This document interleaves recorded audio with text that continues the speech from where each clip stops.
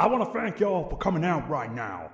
I got something to say to all out there in the church of Nekomimi. That's Sing right. along if you will. Come On the 11th day of Christmas, Manimal gave to me 11 monster girls. Count 'em. 10 pancreases bursting. 10. 9 bob bots. 8 drunk corin. And 8. 7 Mr. Mosby. 6 Rip Castro. Castro, R.I.P. 5 Persona in the games. 4 balls of cutting. 3 dead ducks. 2 hands shaking. 2 and a meetup. Just at LAGC, my brothers. Hey! Woo! Woo! Woo! Woo! I'm going to stop that right now because that's immediately annoyed me, but it'll be joyous to listen back to. Thank you for Thanks, not doing audience. that anymore.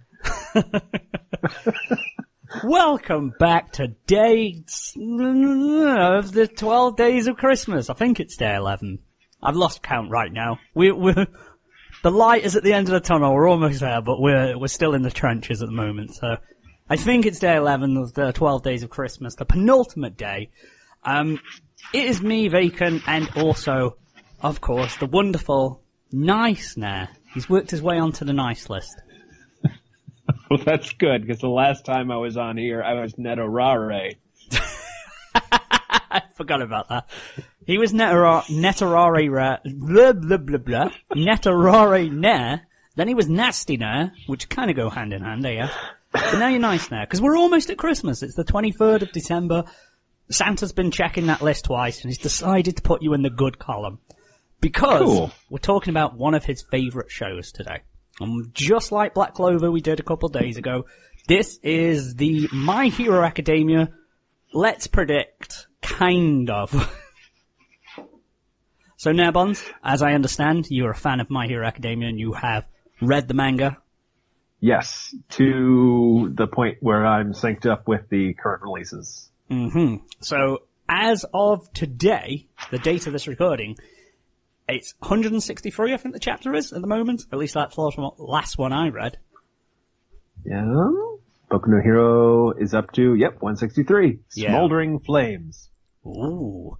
Yeah, so it's a good time to jump on it because it is just wrapped up one arc, so we're kind of transitioning into the next one, which we'll be talking about a little bit later on. But yeah, so My Hero Academia, Boku no Hero Academia, if you want to be that person and have to say that. Macadamia, Bacademia, BHR, MHA, It's good. MHA makes me think of Monster Hunter Alliance, which I think is like a Russian-only MMO, but whatever. Yeah, Hero Academia, Hero Aka. Yeah, it's good. You heard a lot if you did listen to the Black Clover one. Same rules apply here. We are going to be spoiling it. If you are not up to date and you don't want to have spoilers, switch this off, catch up, and then come back to us because you will be disappointed, unfortunately.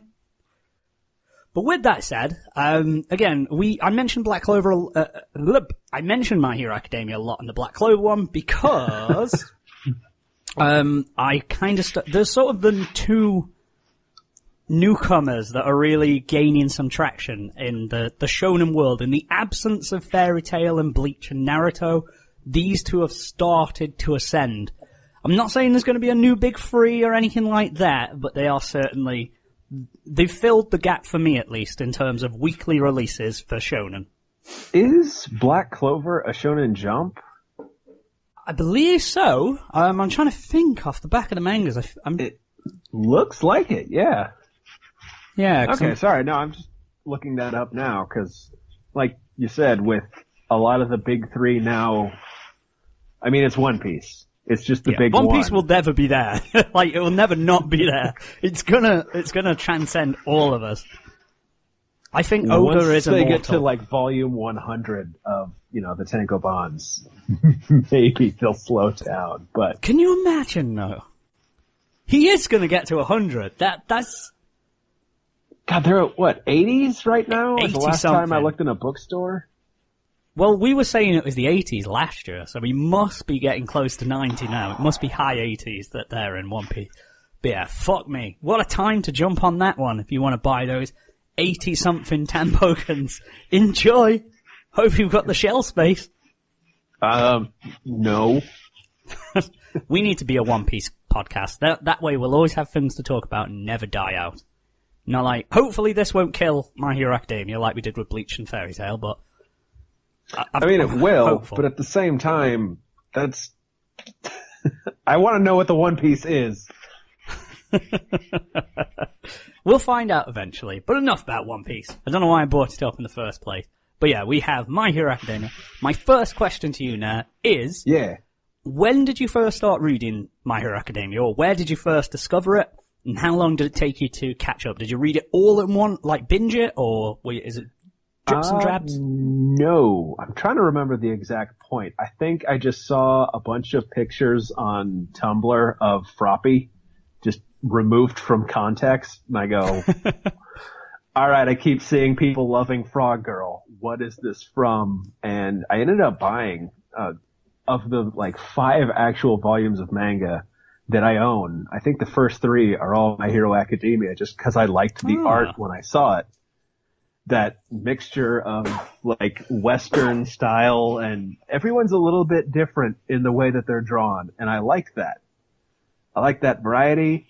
I bought the first 3 volumes, and then waited around, I think it was, somewhere between the seasons 1 and 2 of the anime showing that I wanted to just get caught up and ended up reading it all online. Yeah. Fair enough. So you pretty much binged it then, as soon as you got it. Yes. Cool. Yeah, I agree with you. I'll say about the artwork. At first, I wasn't sold on it. I thought Midoriya looked cool. Bakugo was okay. Who was it who really bothered me for the longest time? I think it was Uraraka. Amigo Chaka, I don't know what it was. It was something about her design that I wasn't a massive fan of, but it's gone now. I've seen a lot of backlash against her for being not the worst girl character. Don't get me wrong. She's, I guess the main female protagonist. I mean, it's sort of a tie between, well, no, because she's in that immediate circle of friends, I guess. So you'd say she's the number one at the moment. She's the Hermione, the Sakura, the girl. She's girl. Yeah. I really like her. I enjoy her character immensely. She's good. She has a character for once. She's not just there going, I like the main character. I love the main protagonist, but I don't know why. She has her own shit. Yeah, she wants money. Her parents are not broke. She wants to just not be poor. Yeah, I really thought that was cool. Nice and simple approach. Interesting way to go about it. She doesn't want to be simple, but still a good person. Yes, she does like her potential boyfriend. Yeah. That's the thing. That's what I thought was really cool, was they just went a really simple, pragmatic approach where it was like, she's a good person and she'll definitely do the right thing. But she isn't being a hero like Midoriya or what's his name? Tetsuya. The engine leg guy. What's his name now? Oh, I tend to just call him engine leg guy. Engine leg guy. Their other friend, Ida. Ida, his name is. Yes. Yes. Yeah, Ida. He's following in the footsteps of his brother and those who went before him, and he's carrying on the tradition of their great family and the lineage and stuff. Whereas she's just there, she wants to make some money and give her parents an easy life. And she admits it's not very a noble cause, but I think that's really quite refreshing in a shonen, because it's normally always, I'll protect everyone, I'll save my friends, and all that kind of stuff. And no, it shows that that's a real world where, yes, money is an actual concern.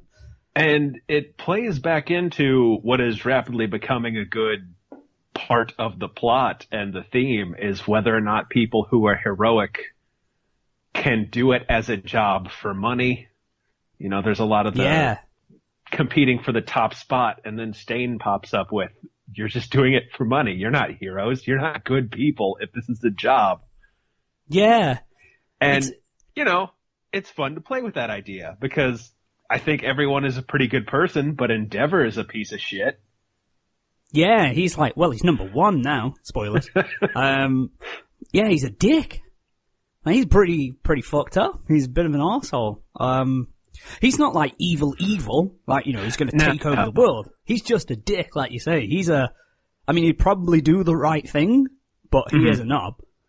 Like, and that's what I like. They haven't just painted him as, he's evil, he's gonna take over the world next. And, he is there to do a job, and that's saving people. It's a good thing to do. He's just not nice about it.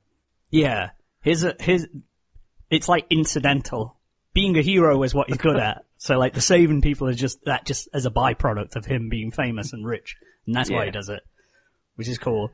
But, oh yeah, that's it. Going back to the artwork. Sorry, I totally derailed this, but that's fine. This is a ramble about My Hero Academia. Yeah, I think it was just like the hair or something. It was really like nitpicky for me. I was like, I don't like her hair in certain angles. Because for me, I didn't start reading the manga. I started with the anime. And the reason I did was because I think an ad for Crunchyroll popped up on either Twitter or Facebook. I'm going to say Twitter. And it was showing the fight from episode 25 and 26. It's Bakugo versus, oh god, what's his name? Todoroki? Todoroki, there you go. Bakugo versus Todoroki in their tournament. And it just showed like a little 60-second clip. And I was like, oh, here comes generic shonen action. Well, that's my bag. I'm all about that. And it looked like it was in a tournament setting. And I've got a soft spot for tournaments. I've said this before, So everyone does. That's when most comics peak in popularity. That's true. Everyone loves a shonen tournament, and no shonen is complete without one, I think. You need a little tournament in there to get it going. I love a little tournament. But it showed that, and I watched it, and I was like, do you know what? I haven't got anything else to watch. Let's give it a chance. Let's give this a shot. So I watched the first couple episodes. Wasn't massively enamored in it. I think it's because I'd read the first 2 volumes before, when they first came out, like, oh god, like way back in like 2015 or 14, whenever it was like literally as it released. I think I picked it up in like chapter 4 and then read them, but I can't remember anything from it. I wasn't interested in it at all. Like, it just didn't grab me. I think it was just, I was speed reading it. I wasn't really feeling it. Also, the scanlation I had was fucking terrible. Like, names were wrong. The missing pages, like, I can't remember. I mean, don't get me wrong, I haven't gone back to chapter 1 now, but I can't remember the part where Midoriya goes and saves Bakugo in episode 1 and runs in. I swear that wasn't in what I read. Like, when I read it in the beginning, I just thought he popped up at the end and just went, actually, you can be a hero now, because you were there, and I want you to be a hero. So I missed, like, a really important plot point, but... so I went back and watched the anime anyway, and I was sort of like, yeah, it's okay, he's a coward, but that's, he's gonna work hard, and then he gets given his power, and then I remember saying over the summer, I was watching it, and it was okay, but there was nothing really grabbing me, and it wasn't until it got to that real first part where All Might was the All Might battle, like when they're in the training facility, and the first fight against the Nomu, and the actual villains are established, because then there's actually antagonists there. And it's not just about, Bakugo as the rival bully character, and I wasn't really enamored with him at that point. And then All Might, before that, was just the goofy number 1. He's just super strong, that's all you know about him, but he's also injured. And they did allude to, like, that darker undertone of, he's had that wound and stuff. But then there was vulnerability in him. I think that's what really made me... I'm a massive fan of All Might, because he's not just that goofy, super strong character. It's an act. It's a charade that he's putting up. And they're not afraid to show him as... He was weakened. He was vulnerable. The kids helped him. He was going to die. Like, if Todoroki didn't do the little icing and freeze Nomu, like, he could have potentially died. And I just really enjoyed that, but then he fought back and he still did the shonen bit, the whole, push through, and all plus that, go ultra, beyond. All that. Go beyond plus ultra, which admittedly, I will say, I'll hold my hands up, I normally hate the power up through willpower. I normally hate that. Yeah. But the way it was done in the anime, and the music, you say run, and Chris Sabat, because I listened to the English dub of it, he was just so amazing that it was an epic moment, and I absolutely loved it. And it's beautifully animated. I mean, that's the Sakuga put the money in that scene. Yeah. There's a couple of brilliant. those that are very pretty. That's one of the standout moments for it. And it's one of them, I know it sounds stupid, but it's like where it's sort of almost that goosebump moment where you're like, fuck, you know, you're totally invested. You have gone in. Disbelief's been suspended. You're invested in this world. You want to see him win. And that turnabout from the 2 episodes before where you didn't know who the fuck this brain guy was and you were just like, oh, okay, henchman, cool, to fucking fully caring. It was weird, like, how quickly they did that. And from then on it clicked and I was all about it. So I finished 2 seasons up and then I binge read the manga in the last 3 months or so. And I think that's kind of one of the common themes, especially with shonen, is where the actual you're in hook comes, 3 or 4 volumes in. But it's not bad, and it has interesting things going on until that point. Yeah, because you see the potential, you see other people in it, but then there's that moment where it goes and it clicks, and there's that moment that happens that everything's right, and you're invested. There's an awful lot of manga out there that start with, here's a really interesting concept. And within a couple chapters, you can kind of see them fall on their face and not really do anything about it or fall away from what might have grabbed you. But here, I think, the first field trip where All Might pops up and does his thing, and then that rolls into field day or whatever the school is? Yeah. That was nice, and it just kept going where each arc, not quite as long in the beginning, and they're getting longer, but they're still easily digestible chunks that are all, nice and tight, all really good and building. This is what again, apologies if someone's listened to both, but we touched on this in Black Clover. With Fairy Tail as well, there seemed to be a trend where for newer shonen series, it tends to be, they've sort of almost done away with the 100, 200 chapter arcs, and they're doing mini arcs, but they're a lot tighter. They're paced a lot better, I feel. They don't sag. And you're gone. Advantage with My Hero Academia, which I think it does, because Black Clover does something a couple of times in their arcs where they'll literally have an arc, and then it'll just say, and then we went back. That's the end of the arc, like it says at the bottom. It's like, next week, a new arc, and it's just telling you, like, it's really blunt about it. Whereas this one nicely transitions into everything. So, like, with the villain invasion, and, that very first time in the training facility, they say, oh no, do we have to cancel the tournament? No, everyone's looking forward to it. Here's the tournament, and then they do the training and stuff. So, that was a really nice transition. They've never had a good field trip, have they? One's never gone well. I mean, between bless them, the they've different tried. crisis evacuations where the first Nomu showed up to the actual Villains Association attacking, they need to just stay in the school. Nothing happens in the school. They're okay there. But yeah, the forest trip, with the cat people, and actually, even I was going to say the internship was fine, but no, it wasn't. No, it was. I mean, they ended up okay, but it wasn't good for everyone. No, that was not the best times for all. Because in the anime as well, they sort of show like they show the others quickly on missions, and then there's like an episode that focuses on Asui, like Frog Girl, and like her with her mentor or whatever the fuck, her pro hero. It's a nice little filler episode. It's nice. It's nice little one that shine the spotlight on them. I don't mind filler that's like that, where it's just a couple of episodes showing a character who everyone likes but hasn't necessarily had that like time devoted to them, so they can spend like a week or two maybe on them. I want to see more of them.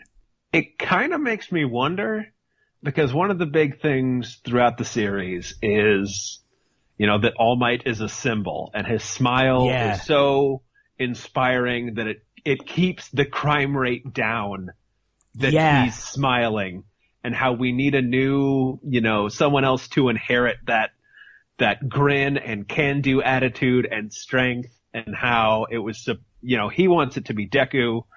They also set up Mirio as an alternative because he's smiley and happy, but the amount of people who just love Froppy, Frog Girl. Yeah. It makes me wonder if maybe she is like a dark horse contender just out of sheer popularity. They're going to do an ass pull. It always happens with shonen, though, that like one character becomes stupidly popular, and then they sort of go, well, we're going to have to give them more screen time. And many times it's to the detriment of the comic. I think Sasuke's popularity in Naruto kind of tanked it. Oh, God. Yeah, it's when they overdo it, which so far My Hero Academia is not. You've seen a few flashes of Froppy and what she's done, and in the forest, her and Uraraka, that was kind of cool. And I want to say for the internship arc, the guy with the red hair who can turn himself tough, whose name just completely escapes me. Oh, fuck. I just had it in my brain. He got super popular because he had a good spot in the first anime season. And they said, he's popular, put him in. And so out of nowhere, that kind of like background classmate is, one of the top 3 characters in that chunk. Yeah, he sort of, is it Kirishima? Still pulled it off, yeah.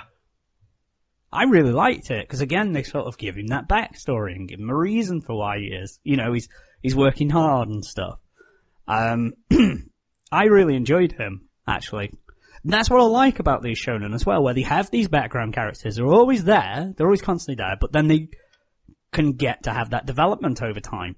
So even like Kaminari, the lightning dude, he got a bit in the exam, like that, is it the provisional license exam thing? Where even Bakugo, like, lost, but he managed to overcome that villain, who, I know we're going all over the place, but whoever's listening is up to date, so I'm sure you know what we're on about. But the provisional license exam was a really cool idea. Sort of a tournament, I guess. It's more of like a tournament game.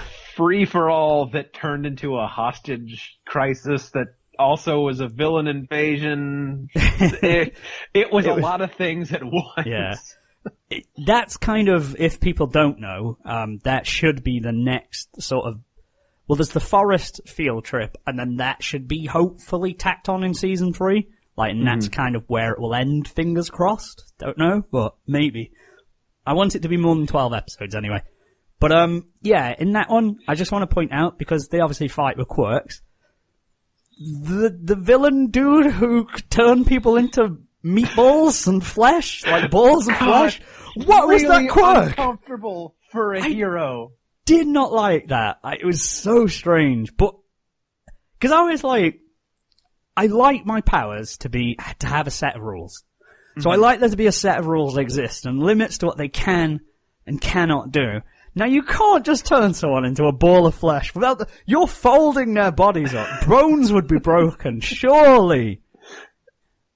It's visually really odd to look at. I didn't like it. Yeah, it was like, because that was gross, that was. And it was just like, ugh. I also think that's one of the strengths with the setup, because I know we've talked about how with in early Dragon Ball, Goku was not the strongest thing in the world who would only be challenged by other super strong, turbo gods is what we're up to now. Yeah. And how, with JoJo, you have puzzle fights. And with Naruto, it had to be puzzle fights.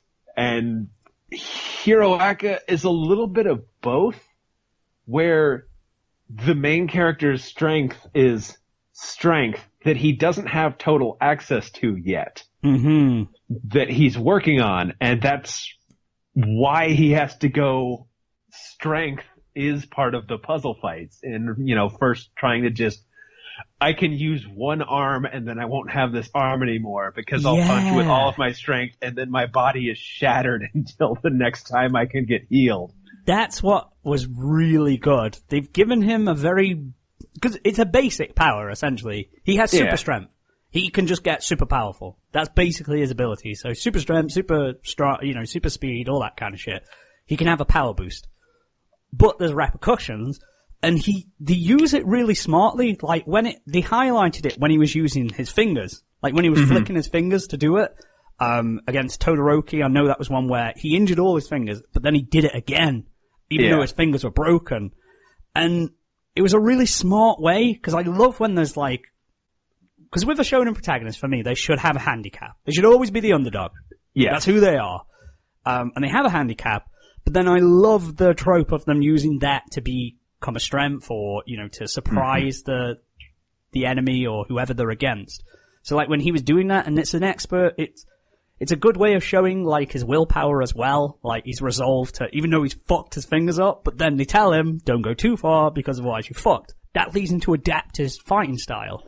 And the nurse saying straight up, if you keep doing this, I won't heal you. This is not safe. It's detrimental to everything about you. It's not worth it. Fix this.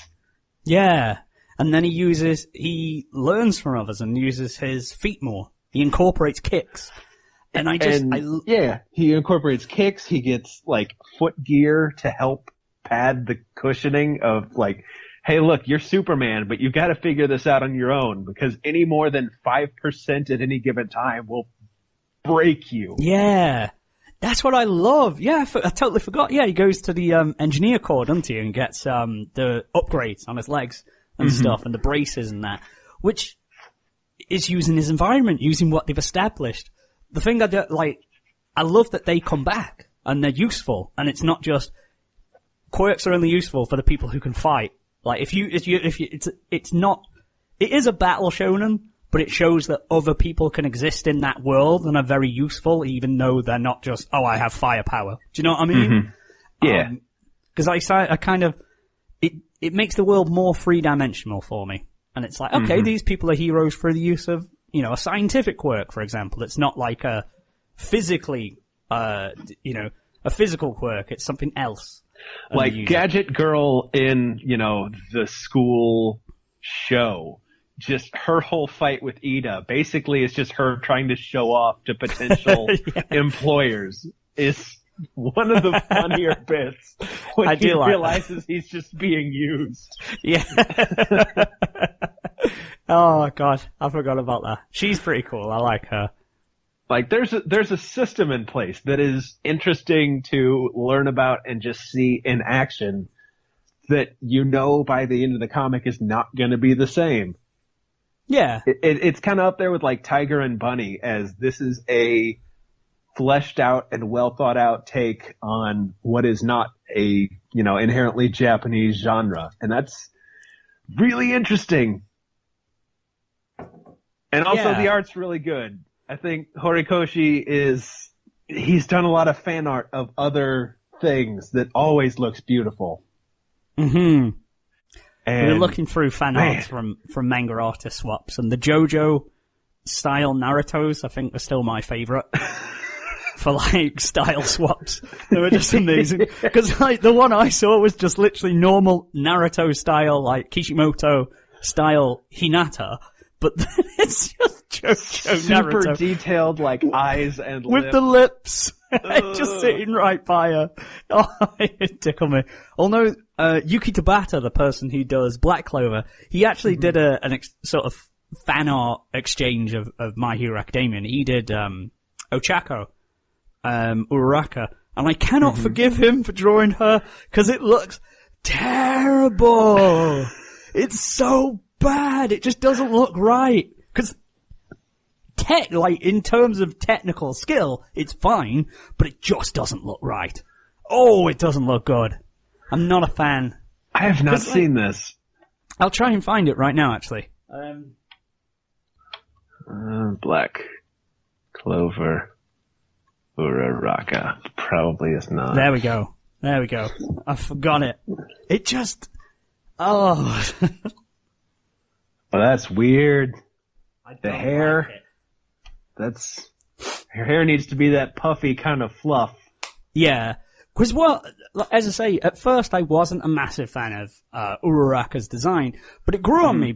The more you learnt her personality, she's bubbly, she's friendly, and it comes across in her design. It really does come across quite well.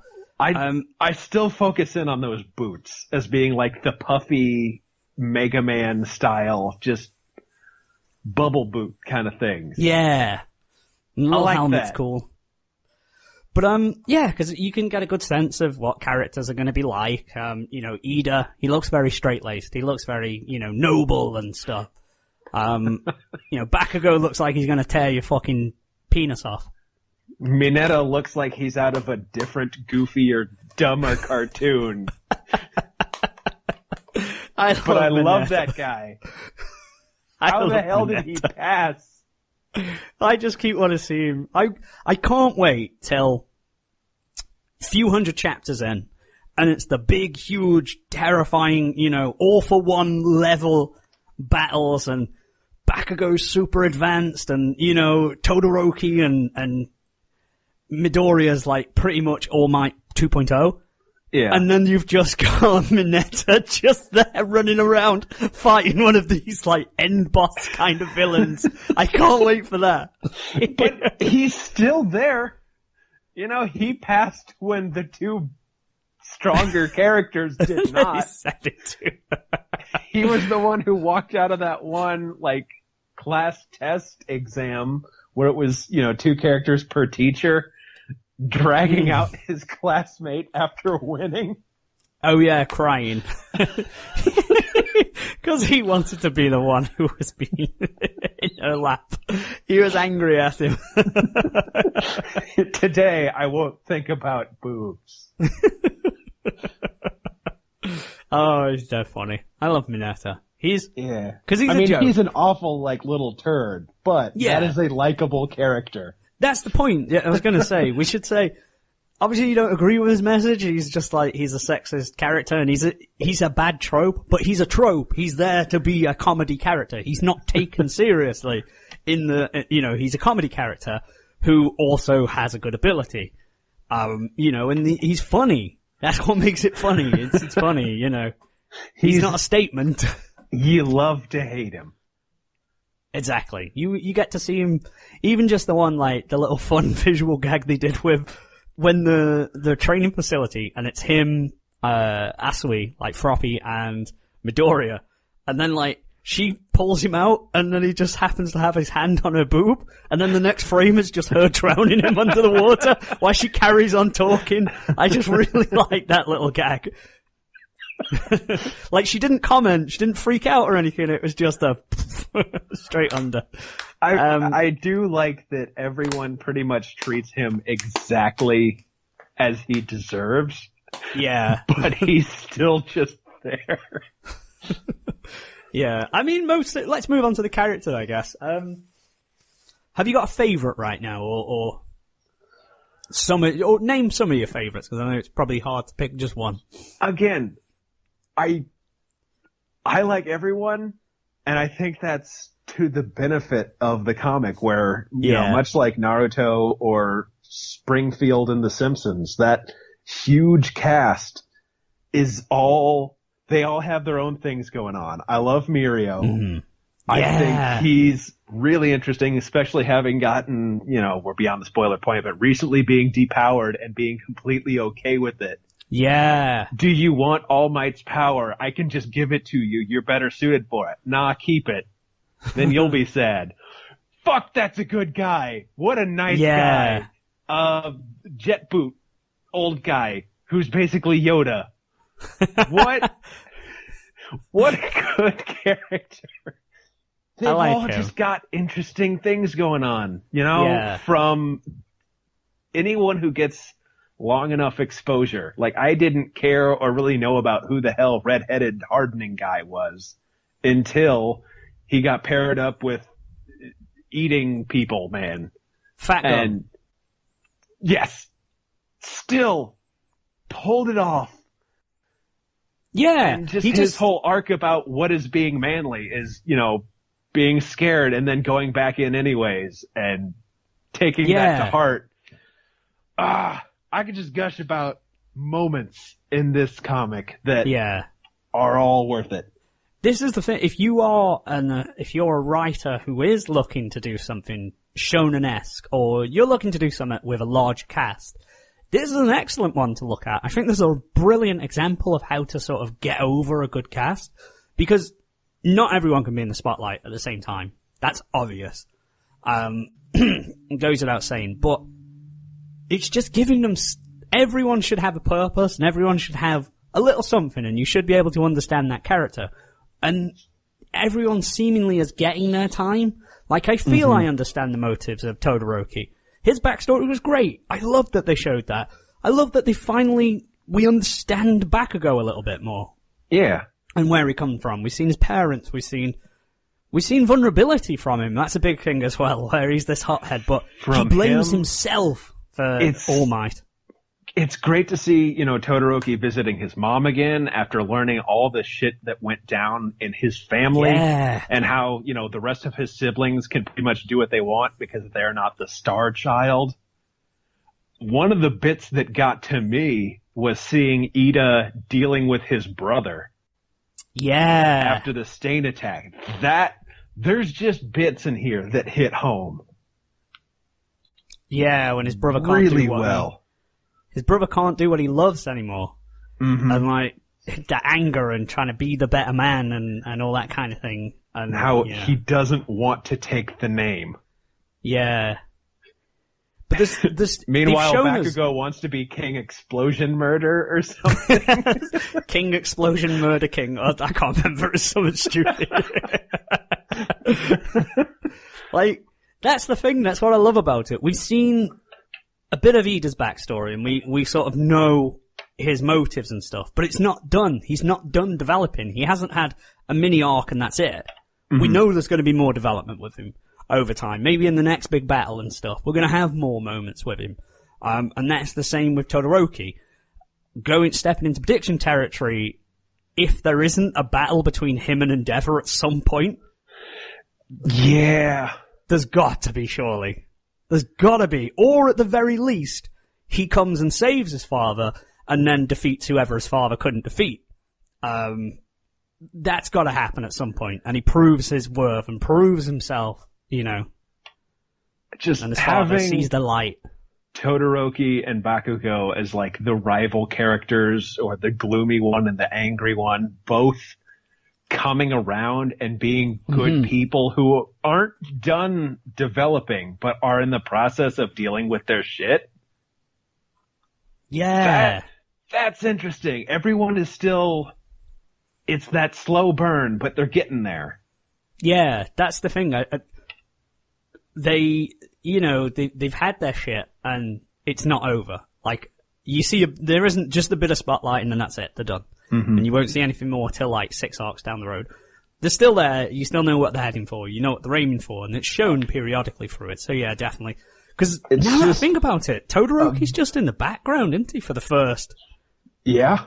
Future, like you take note of his design, and you take note because they say he was one of those who was specially entered. Like, he didn't have to do an exam, so they mention that, but you don't really see anything about him until, the moment, really, until the tournament, I suppose. Yeah, it feels more human than a lot of the shonen, like, tropes and moments. Yes. Because he's introduced as I'll never use my fire side because I hate my dad and he's fire. And then he realizes, no, that's kind of dumb. I should use everything I have. I should be a bigger person. I mean, yeah, my dad is a piece of shit, but I could learn a lot from him if I interned with him. Yeah. All right. Maybe life isn't so bad. That's fun. He's not an idiot. Yeah. He's not an idiot to his ideals. I hate that one where they go, even though this goes against all logical sense, I'm gonna stick to it anyway, because it's what I believe. And it's like, well, no. He's gonna take what he's gonna take advantage of all that opportunity with his father, because he's still the number 2 hero, well, number 1 now. I'm sure he's a good fighter. And then he's gonna use that and... All that, and the principal is a hamster. What's his power? I don't know. He's alluded to the fact that he's not wholly human. Apparently he's a very smart animal. So he's not a human, which means animals can have quirks. So his quirk is that he's smart, or he's had experiments or something? I don't know. Yeah, and his quirk is that he can he can plan ahead really well, or something. Something. It hasn't been explained too well, but I like that. The teachers are great too. Yeah. Just, what's microphone guy? Oh God, what's his name? DJ guy. I know what you mean. Yeah. He shouts. He's loud.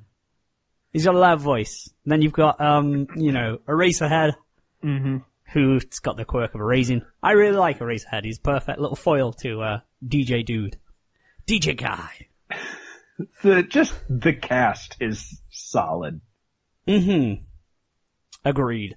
I think if I had to pick some personal favourites, I really like All Might. I really, really like All Might. Yeah. And I thought I would hate him, like, when I started it and when I rewatched the anime, I was like, no, I hate that kind of, I'm a buffoon, but I'm strong kind of thing. You know, the muscle head, the meathead kind. But he's not that. He's a lot more. He is obviously, he's cheesy and he's, cheesy and dumb, but there's a lot more going on in the scenes and there's that dark undertone, obviously. His arc at the moment where he is really interesting because he's had to give up, and as you alluded to earlier, like they made a massive deal out of the fact that he was the only thing basically holding back the floodgates of a lot of crime. And they made it such a big thing, and it's really smart. I love it, how they've turned this thing into, he was the symbol of peace and justice. He's gone now. He's been exposed. So even though he beat, All for One, he kind of still got what he wanted in the end.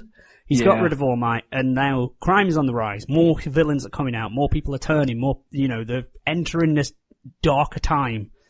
And he's still alive now, so he's still there. Knows that he's a liability, like where people have to save him and stuff, and how he's just useless and he's weak, and he can't really do anything. So I would say that he is that kind of goofball character because he used to be strong enough to be that as a whole. Coming to realize he's not that anymore. Yeah. And him trying to finally settle into the role of, no, I'm a teacher. I can't do that anymore. I've just got to, pass on what I know. That's difficult. I think that's a really, cause, imagine, cause it's not just doing what you love. That's like, it was fucking important to the world. Like, he was a hero to the world, and now he can't be that, and he has to walk around in the streets not being a hero and not being, knowing he can't do stuff. And I like that turmoil and that conflict. Now, it really hammers home that, big theme of you can be a hero, but you're gonna get hurt and there's consequences. Yeah. People stay scarred and messed up long after these fights. Each arc tends to wind up with a couple people going to the hospital in an ambulance and not wholly fine when they get back. Now you say that, that's another thing that I really like. I've never really picked up on it consciously, but yes, everything has consequences. Battles have consequences, because we all hate that shonen where, as much as I love Bleach, and, I guess I'll give it sort of a blight because they're fucking death gods and Shinigami and Soul Reapers and all that, so they're not technically human. But, like, when he gets cut in half, Aizen, slashes him and he says, I would have cut you in half, but your spine is just keeping you intact. That's quite a graphic injury, like a description there is literally you have been severed in half, save for your spine. That saved you from being two pieces right now. It's a big change from a Saiyan who reaches near death comes back stronger to a hero who reaches near death might not walk again. Yeah. So, it gives you more tension in these fights, because the more damage, because a lot of the time we've been conditioned in shonen particularly, we've been conditioned that it doesn't matter how bad the injury is, it doesn't matter how big the explosion is, it doesn't matter where they get stabbed, it's gonna be okay. Yeah, it's gonna be toss fine. them in the healing tank. It'll be okay. Like, stabbed through the gut, nothing. They'll be alright, as long as there's a medic on hand or they get seen to in the next day. It's fine. Whereas these ones, as you say, there's still scars on, Midoriya's hands. He changed his fighting style because of a result of past fights and battles. All Might can't fight anymore. Ida's brother can't fight anymore. Excuse me. Where else is there? I'm trying to think. Yeah, there's like long-lasting consequences. I've never really thought about it, but yeah, most battles. What's her face? The blood villain girl, the one who can transform. Oh, yeah. Cause she cut Uraraka a while ago, like in that last arc, and then in the next arc, like that carried over that she had that blood still. Or did she cut Midoriya? I can't remember. She cut someone and turned into someone. I think she cut Midoriya. Yeah. But because she's still got that blood. I guess she's really interesting, just as a weird obsessive type. But I think one of the weaker ends of the story is the villain league. Yes. And One for All being easily swept aside, or All for One. I forget which one is which. He's All for One. All for One was not expecting that to happen, where they had the fight. I was like, okay, this must be a clone or something. No, okay, no, this is real. Oh, shit, what? He's gone? And then I was thinking they're gonna do the ass pull where it's like, aha, All for One wasn't really in charge, it was this mysterious character. Yeah, but it wasn't. Him still being alive is worrying. He's alive for a purpose. It must be. Yeah.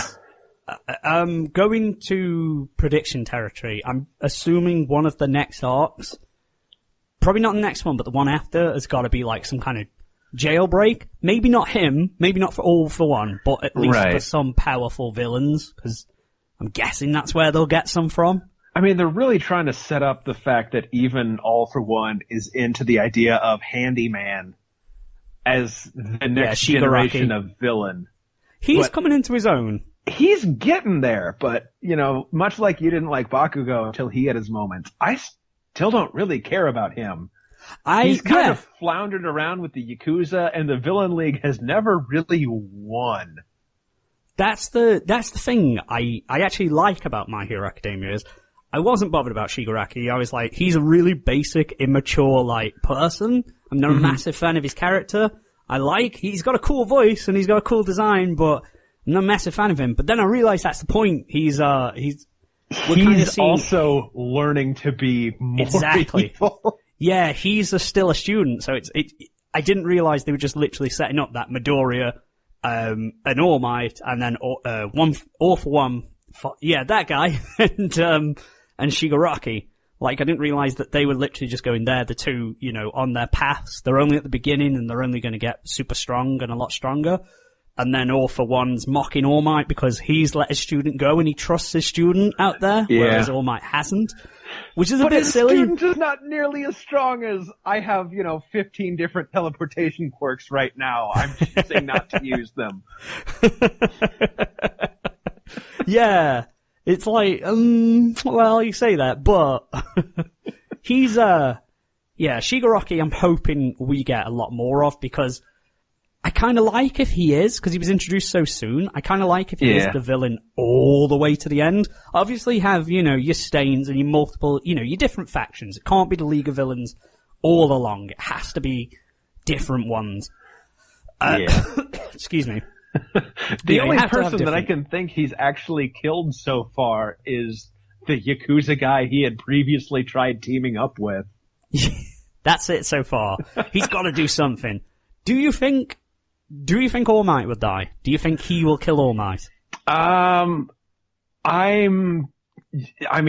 Might's not going to last till the end, I think. Mm-hmm. But part of me has to wonder because now we have Eri, whose quirk is reversing things. I kind of have to wonder if we're going to get a temporarily super-powered All Might again, and I don't know, another fight with All for One, and they both just finally kill each other off again. Something's going on. Yeah, the fan in me wants All Might to get his powers back. You were thinking the exact same thing. Eri will give him his powers back. But you can't go back. No. Not permanently, like you say, maybe temporarily to, that's the thing. as I was saying, maybe a jailbreak, maybe they break out All For One, and perhaps Eri is used to revert his damage because he was fucked up. Wasn't he didn't have a face. He was weird. So maybe they'll kidnap Eri and revert his damage so he's all powerful, but then that'll be like the ass pullers at the end. It's like, no, we've got Eri back, and then she's reverted All Might, and All Might comes to make the save. And, maybe they will kill each other and steal each other's power, or he does some kind of self-sacrifice. Something that I don't think there's been so much planning ahead, or not necessarily planning ahead, but just everything is well thought out enough. Eri is there for a reason we're going to see down the road. Because I was assuming she was going to just... Oh, what if All For One takes her quirk? That could be it.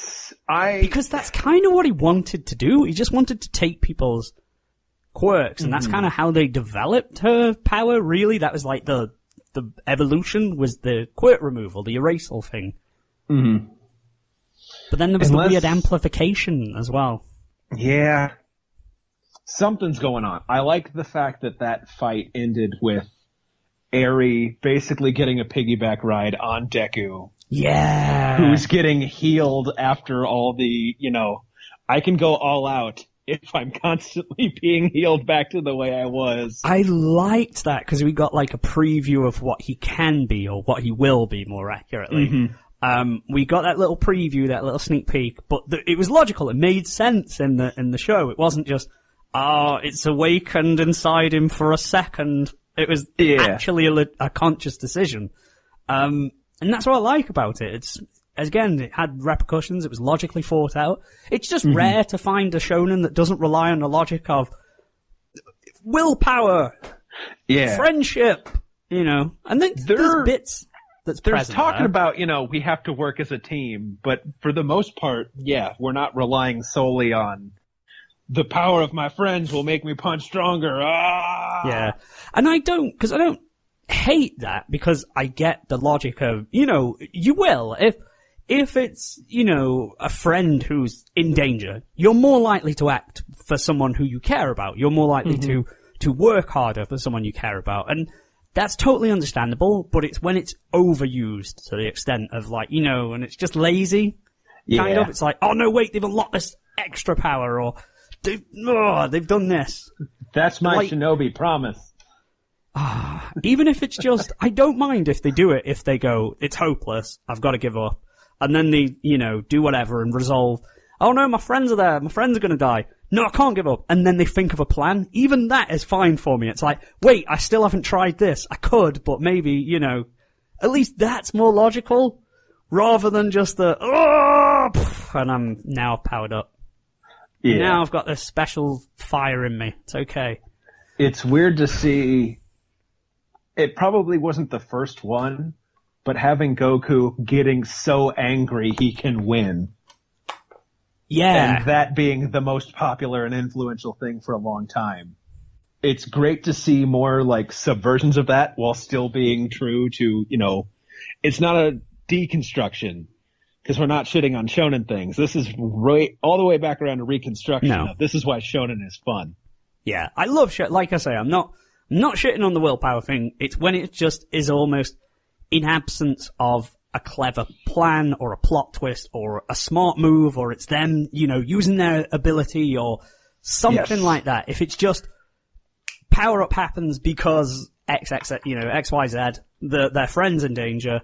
The Goku one at least made sense. Super Saiyan, because they are a race of, they're born to be fighters. So it kind of made sense still. Anyway, we're getting off topic with them ones, but powers and quirks and stuff, there's consequences. We got to see his full power. We get to see some decent quirks as well. There's been some cool ones. There's been the obvious ones, elemental. So you got fire and you got your lightning and all that kind of stuff. But even just the basic ones, quite as overdone as a lot of American superhero stuff you've seen forever and ever. I mean, you have a fast guy, but that's because he has fucking jet engines in his legs and not Speed Force. I always wonder how he was developed in the womb. Did she just have an iron-rich diet, or? Probably. Like, yeah. But you It's like, also I'm an eater. It's not JoJo levels of weird and specific. Like, There's a who's good the middle lock ground. guy whose whole thing is locks? Meatball Man. Meatball Man. I think there's a good spread, because even those who seemingly have a basic ability, as we said with Midoriya, it's just super strength, but he uses it in different ways. Like, he uses his muscles to boost his jumping ability and all that kind of shit. Bakugo, it's essentially just explosions. He just makes explosions from his palm, but he stores it up in his grenade gauntlets.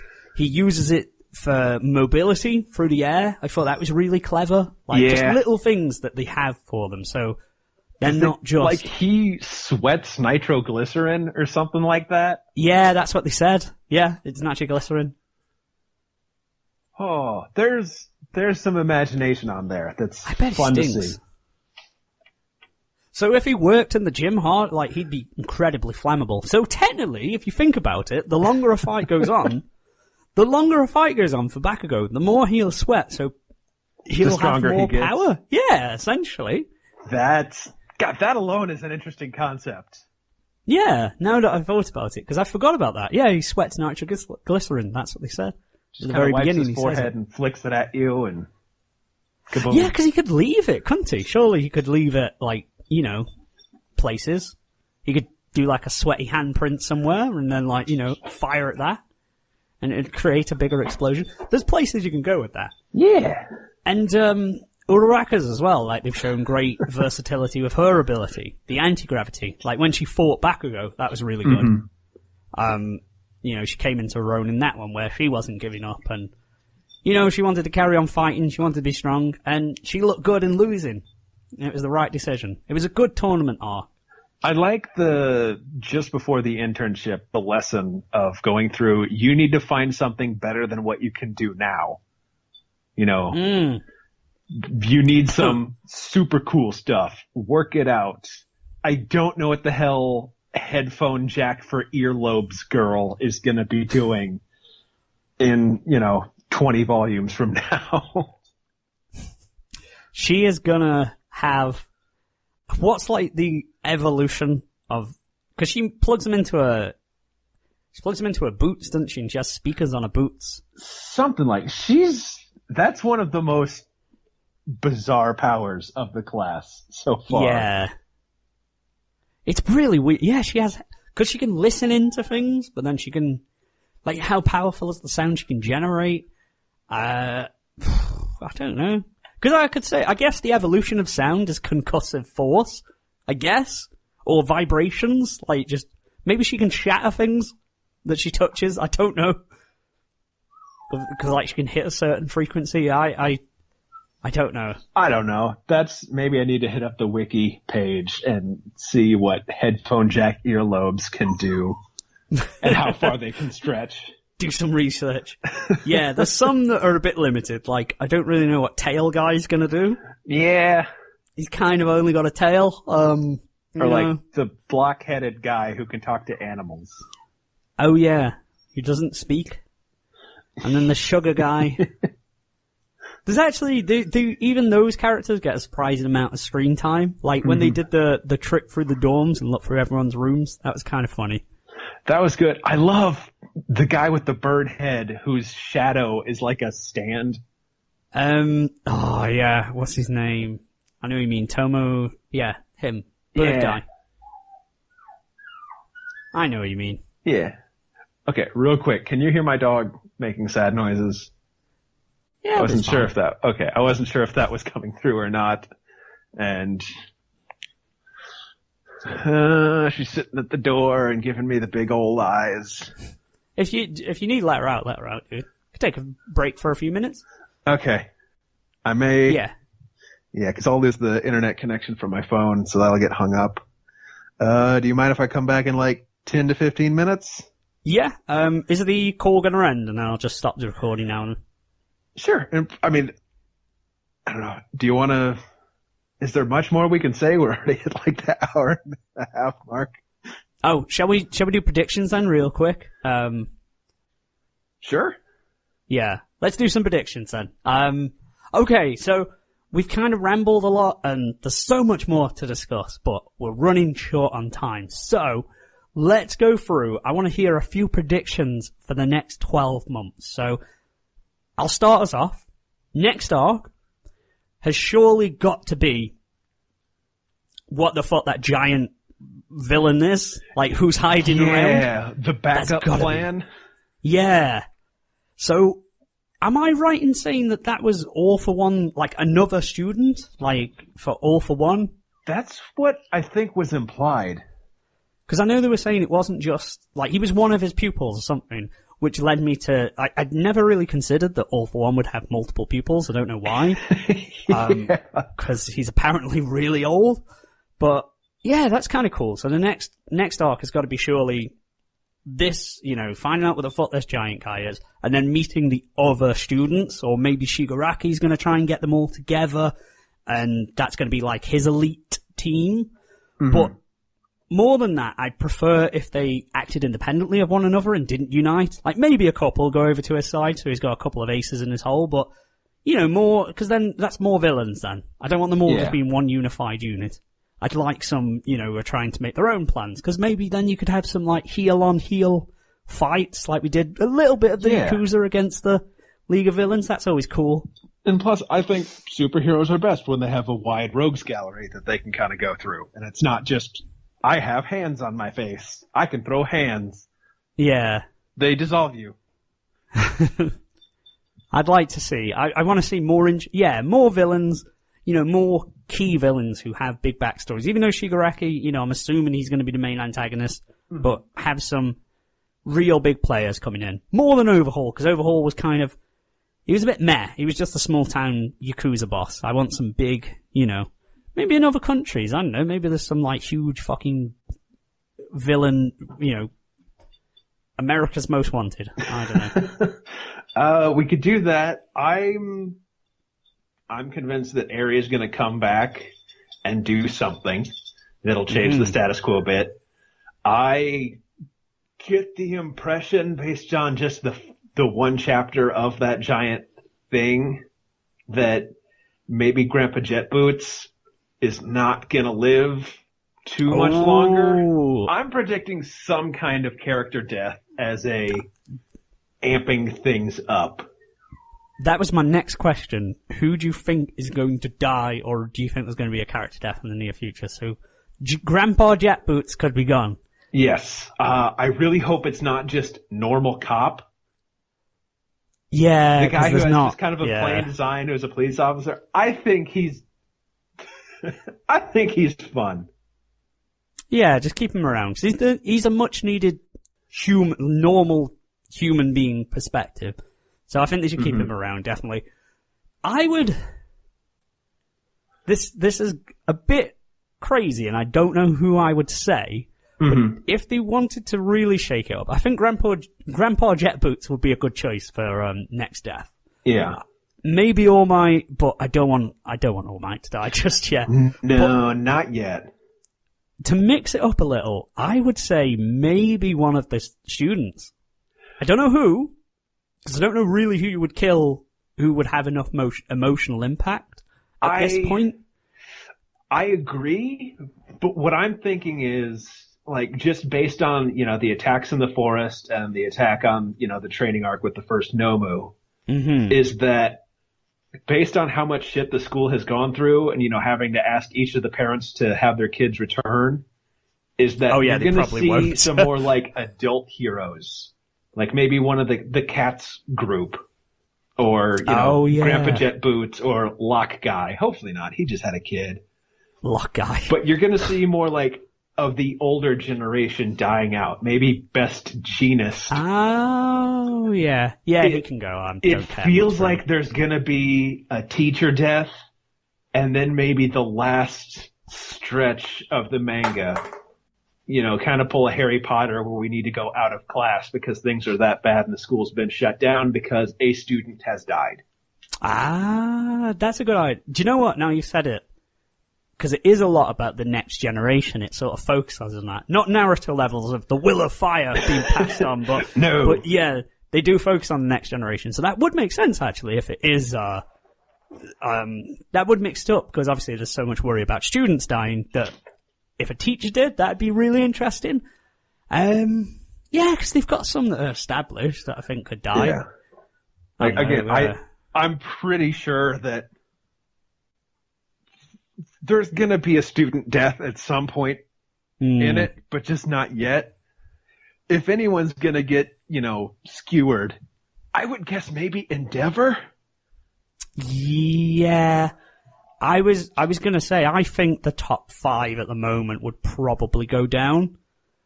Just because I feel like that's when the world's getting thrown into peril, when you're like, holy shit, we've lost the best, so far. And then it's really just desperate from there, and the next generation. That's when it's like thrown into anarchy and chaos. Mm-hmm. So, yeah, because they've already lost number 1. Maybe Endeavor. Maybe Endeavor has like a redemption arc where he, sacrifices himself to save Todoroki or something. Something like that, where he's not just an asshole who is the, best superhero in the world. Yeah, I could see that totally. That seems like a normal, typical arc for someone of his character type to just, redeem themselves in the end. And, he makes peace with Todoroki and he carries on proudly using fire and ice for both of his parents. Yeah. I could see that happening. Yeah, there's so many more characters, because there's like the very latest chapter showed Todoroki and Bakugo going to their entrance exam again, like retaking it with the other school. Mm-hmm. And there's some fun characters from there, like the wind militant guy who is like really enthusiastic. God, I love that guy! I love those really high, like when he bowed so hard that he nutted the ground. I love that shit. I don't know why. I'm a sucker for characters like that. But then he just hated Todoroki because he ignored him. Oh, yeah. Hopefully we see more of him. I'm not walking behind you, asshole. I liked one of the strengths of My Hero Academia, I think, is how quickly they implement characters and then you come to like them. Like the big three at UA. Yes. When they first introduced Mirio and I can't remember the other 2 names, the girl and the Gloomy Boy, I was like, I kind of like the designs of Gloomy Boy, but whatever. But then they each had interesting characters. Having powers based on what he's eaten recently is really bizarre, but it was cool. Fun. Yeah, like when he was fighting those 3 at once, I was like, oh, this guy is actually a badass. Like shit. Mm-hmm. But like I like his character. The girl had that really, like, weird, like, full frontal, like, personality where she just asked strange questions and dead blunt about everything. Yeah. I like that. I thought that was a bit different. She's not just a, typical, she's a beauty, or, oh no, she's a weird weirdo. And her power's okay, like the spiral thing. But, and then Mirio came to really love Mirio, especially after he got his power taken away, and he was still fighting for 5 minutes straight. Yes.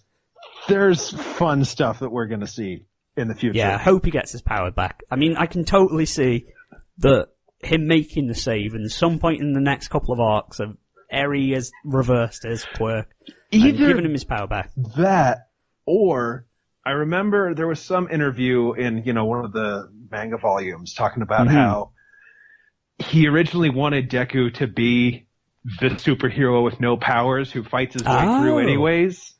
Yeah. And I'm wondering if maybe Mirio isn't like that arc of, I don't have any powers, I still am gonna try. Oh, maybe, because he kind of set up that way, didn't he? Like, he lasted 5 minutes anyway without his powers, because he was so good, and then that's kind of how he's training hard to still be a hero. So, yeah, actually, I could see that. I'd like him to get his powers back at some point, though, because he was a fucking cool power. Yeah. Any other predictions you want to throw out there? Or, because I'm trying to think of any that are in my brain. That's about it. We're at that point, where things have just gotten heavy and, now we can have a few goofy chapters of, another provisional exam makeup. Yeah. That would be fun. I want to see more just students have fun goofing around for a bit before we get straight into, death and misery. Yeah, Yeah, definitely need that balance between the two. Definitely want more of that kind of stuff, like them going on shopping trips and, there'll probably be a beach one, because of course there's gotta be a beach or a hot springs there's sort of gotta thing. be a hot springs beach. There's gotta be one of them. That's gonna be summer camp or something, I'm sure. Ain't no forests. Yeah, let's not go to the forest anymore. Nothing good happens in the forest. Yeah, they've got to do something like that. Because, that's what makes it fun. It's all part of shonen. They can go from one extreme to the other. But that's about it. You've probably learned that we really enjoy My Hero Academia. I can't wait for more. So, thanks for tuning in, guys. It's been day 11. Make sure you check out tomorrow, the final day, because we have something very special coming up on there. Something you will immensely enjoy, and I know you will. But until then, take care. Bye, bye, bye, bye, bye. Believe it. Yeah. They don't have a catchphrase, oh no, wait. Never fear. From here, but we're finishing, so that doesn't make sense. So I'll just stick with bye. Plus ultra.